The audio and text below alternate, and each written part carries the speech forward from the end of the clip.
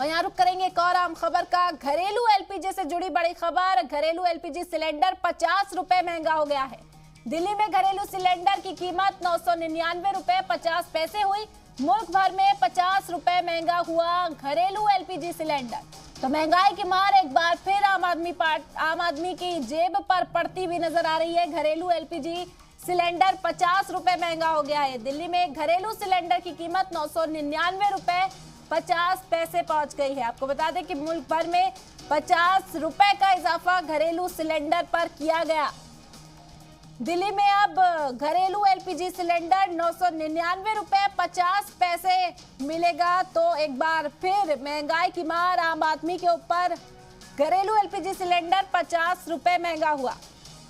कीमत आपको बता दें, दिल्ली में घरेलू एलपीजी सिलेंडर की कीमत अब इस इजाफे के बाद 999 रुपए 50 पैसे हो गई है। और ये जो इजाफा किया गया है मुल्क भर में ये नाफिज होगा। 50 रुपए महंगा एलपीजी घरेलू गैस सिलेंडर पूरे मुल्क में आज से।